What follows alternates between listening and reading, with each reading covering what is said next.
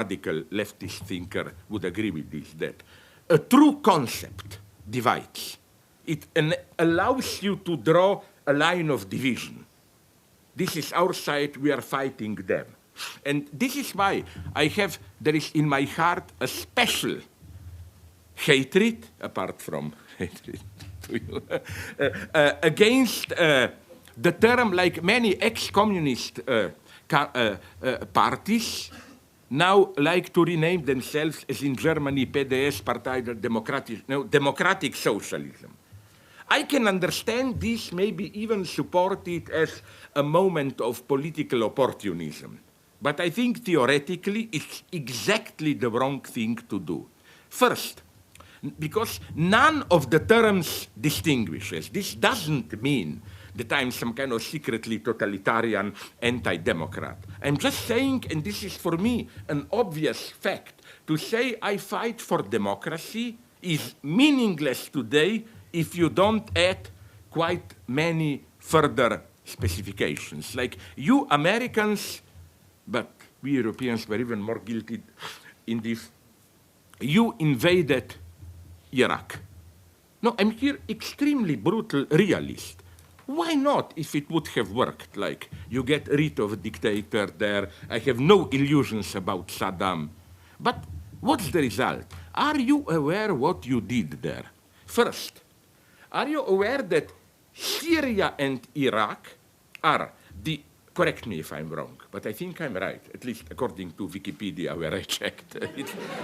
The only two Middle East Arab countries with Muslim majority, which were at least nominally, but this wasn't totally meaningless, secular. Secular in the sense that Islam was not official religion.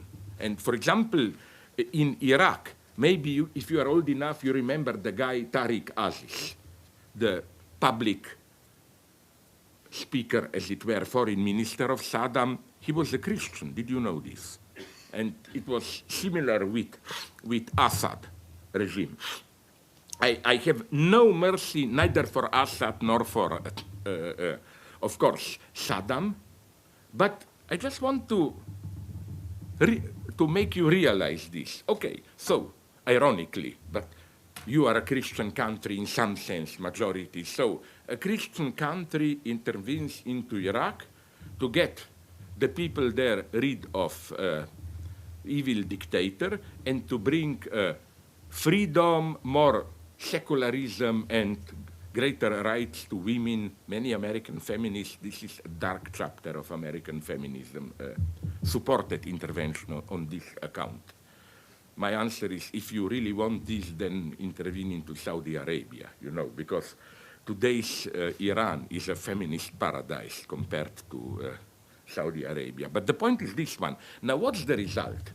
When United States occupied Iraq, they disbanded Saddam's army, and then the whole public law and order structure vacillated, didn't function. Who took over? Mostly Islamic militias.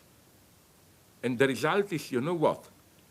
There were, at that point, correct me if I'm wrong, but again, according to a well-known scientific source called Wikipedia, I should be at least, there were around 2 million Christians in Saddam's Iraq, which survived all the tribulations of thousands of years.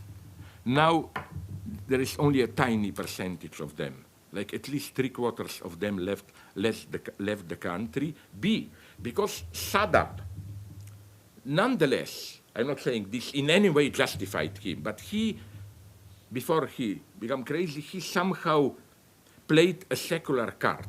Women were emancipated, public post. The situation of women is regressed terribly. So isn't this a nice moment of irony? A freedom-loving Christian country, you invade Iraq to bring freedom. The main political result is that much less secularism, Christians almost disappeared, much less rights to women, and so on and so on. And that's my problem with, for example, Also Libya, when another philosopher who is for me even worse than the above mentioned, the one whose name shouldn't be mentioned, Bernard-Henri Lévy, you know, this was his war. He called Sarkozy, blah, blah.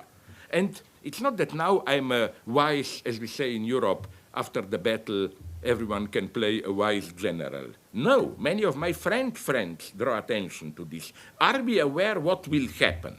And they were right. I mean, Libya is now, how do you call it, rogue,